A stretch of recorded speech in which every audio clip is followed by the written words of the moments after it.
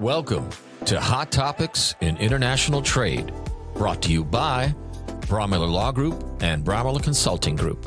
Hi, this is Bob Brewer with Bromiller Law Group and Bromiller Consulting Group. Welcome to the podcast. With me today, I have Will Nesbit. Will, everybody's curious because they've seen your name. They have. Will's been a writer, intern for Bromiller Law Group for a while now, and basically all those alerts that you saw going out, a lot of those were Will writing those. He was, this is a smart young man. So he's put all that together for us. He's titled a lot of, authored a lot of articles for us that you see out there on Mondac and JD Supra. But I want everybody to kind of get an inside look. I want to start basically from UC Santa Barbara. Give us kind of the rundown of how you even wound up here, Will. Tell us a little bit about that. Yeah. So it's kind of a funny story because I think that unlike I think a lot of people, at least that I went to law school with, I didn't really ever have like a conscious intention of going to law school. Whereas when I was in college, I majored in physics. So I saw that. I was physics. Yeah, well, so you could have done a lot like that too. Yeah. So completely unrelated, but I graduated in March of 2020. Okay. Which was obviously not a great time for job markets.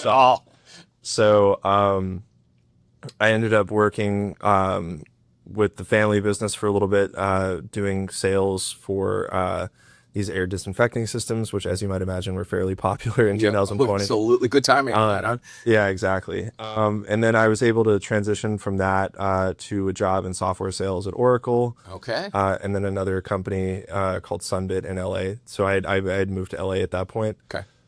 But I was really not like sales. I was not really for me. Like it was nice to, make money and stuff, but you're having sort of the same conversation every single day. And it's not always monotonous. Yeah, exactly. It's very monotonous, and it's very much like, what did you do for me this week? Quotas. I mean, if you've got a poor manager too, that's micromanaging, you just want to tell them, just shut the hell up. I'm doing everything I can. Yeah, exactly. And sometimes people just don't want to buy. So at one point and this was in April of 2021, I was on sort of a vacation for the weekend at Big Bear with my girlfriend at the time. Okay. And we were at this Mexican restaurant, and we'd had a couple of drinks. Yeah. Well, she had some margaritas, I had some beers. And she had mentioned that her brother was taking the LSAT, and she was like, you should take the LSAT. Yeah. And I was like, you know what? Hell yeah, I will. So I signed up right then and there. There you go. Paid the $200, and the next morning I'm like, oh man, what did I do? Did I ruin my career by doing that? So I was like, okay, it's something to work towards. So I studied for it, I took it, and then I got the score back. But around the time I got the score back, I actually had got a new job. So I was like, okay, maybe it's the job that I don't like, and maybe it's not sales that I don't like. So I started the new job. But then I sort of realized after a year of that I really didn't like it. So anyway, long story short, I was sitting on this LSAT score, and fast forward to March of 2022, I was like, man, I don't want to work in sales anymore. The relationship that I had mentioned sort of had ended, and I was like, okay, there's less of a tie for me to be in LA, so let me see about this law school thing. Okay. So I went online, and I noticed, unfortunately, most of the application deadlines had already passed. But I knew I wanted to sort of do something maybe like in international law or international relations. So I started looking at DC law schools, and I called all the DC law schools, and I called American. Okay. And I was like, hey, I saw that the application deadline is passed. Is it possible to still apply? They're like, yeah, send over an application. So if they looked at it and if they thought that was good, that you're worthy of it, they'll open the door. Yeah. So I applied about a month late to law school, miraculously got in, and the rest is history. As for how I came here in 4th of July, so that was April. Now fast forward to July of 2022. I was in San Diego. I think you were actually there as well. Okay. We were at the house in San Diego. I was hanging out with Ian. And it's my son, by the way. He's friends with my son, Ian. Yes. Yeah. Went to Parish Episcopal School in Dallas together. We went to high school together, so this is not an entirely merit-based hire. Well, no, it doesn't matter. Nepotism, it works. Yeah. If your kids are smart, why not? Yeah, absolutely. So while we were there, I had mentioned to Adrian that I was going to law school, and she's like, hey, well, if you ever need an internship or anything, if you want to be one of my law clerks, please let me know. So fast forward another year, after I'd finished my first year of law school, I was like, I wonder if Adrian is still, if that offer is still open. So I gave her a call. I was able to land here for my 1L summer, which was an excellent experience, just diving into international trade. Yeah, there's a lot going on here. Yeah, exactly. So, and then graduated law school in May of this year. I'm starting, as you know, but maybe the other people don't. I'm going to be a Navy JAG. That's right. And I think a lot of people, this is the part that gets really interesting. Not so much what you've done now. You passed the bar, but your score was so damn high. You could practice in UBE, it's like 28, 30 different states or something crazy like that. Something around there. Yeah.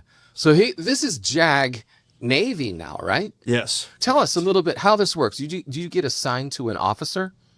How does this work? So I'm actually already a commissioned officer in the United States Navy. I'm a lieutenant junior grade. Lieutenant? Okay. So I will be going to officer development school in January. Okay. And after that, I will be stationed at the Regional Legal Services Office in Washington, D.C. So I'll basically be doing what's called command advising. So basically, if any of the regional units in Washington, D.C., if any of their commanders have any legal questions, we're basically in-house counsel for them. So you had done some of this already, though, right?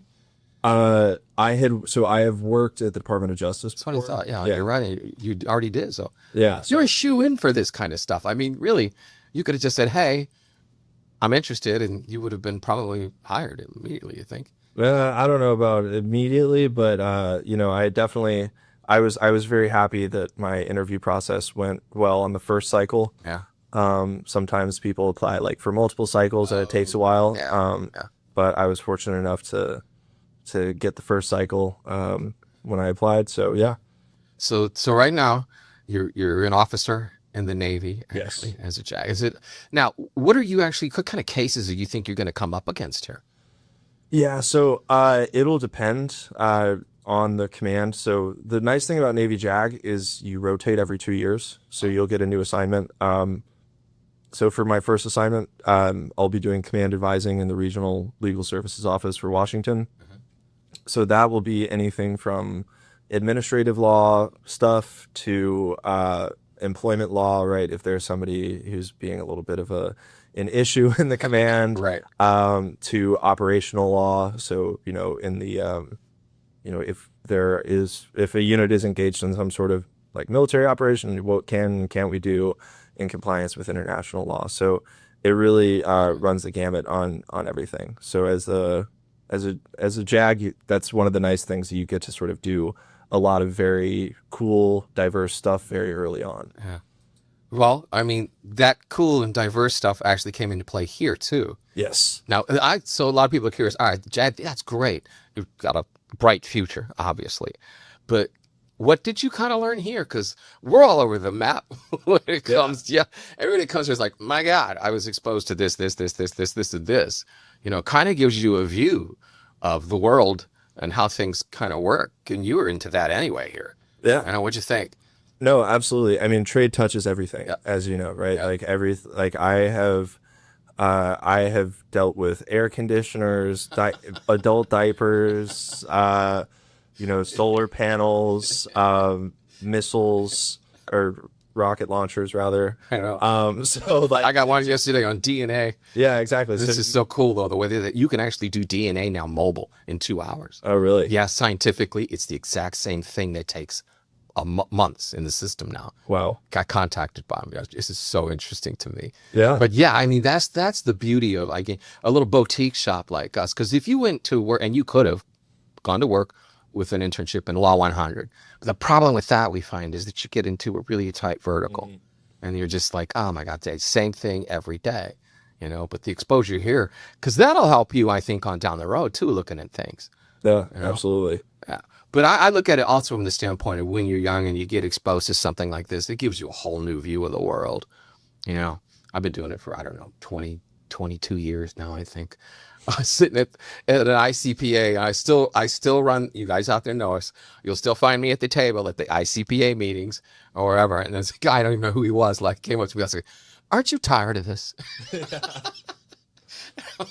What? Well, not really. Yeah. When you think about it, not really, because I've done the sales thing before. I hated it. Yeah. I mean, I've worked for major corporations in sales. I mean, I was even the senior vice president of sales at Sabre when they were putting it virtually there at .com, back in the .com booms and stuff. But I agree with you. It wasn't me. Hell, corporate wasn't me.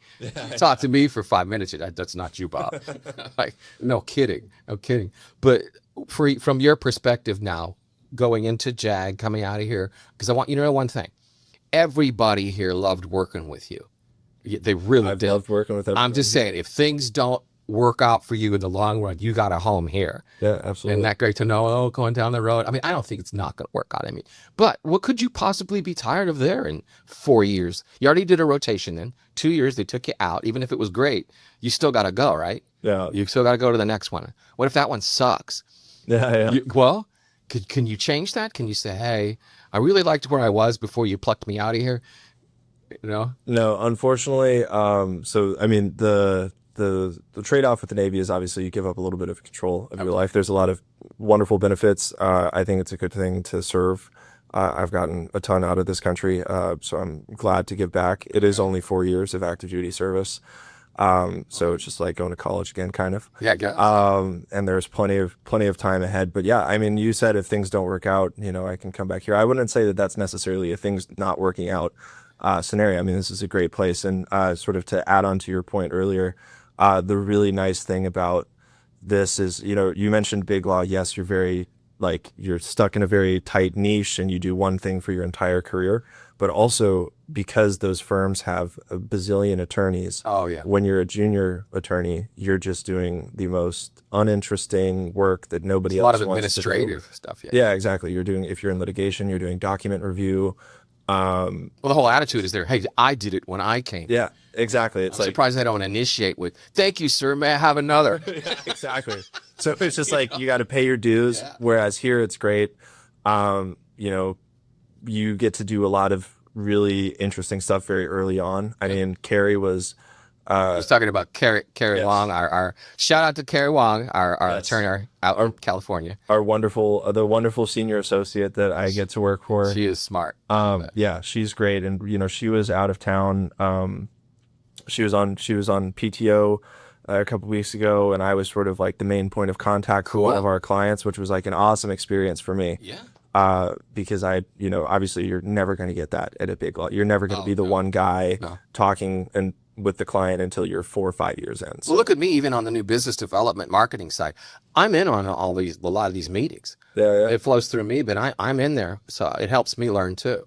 No, absolutely. I know enough to be more than dangerous after 22. There you go. Well, but I'm happy with what I do. So whoever you were, that guy came up to me at that ICPA concert and asked me, aren't you tired of this? The answer's an emphatic, no, I'm not. Yeah, how could you be? Well, Will Nesbit, ladies and gentlemen, a Navy officer sitting across from me right now. Great to see you. Thanks for coming down, and I wish you the best. Yeah, thank you. Thank you for coming by. Thanks for having me. The entire time that I've been here, it's been my dream to be on the podcast. All right. Glad to make your dream come true, Will. Absolutely. Wish you the best, man. Thanks. All right. Thank you. All right. Thanks, everybody.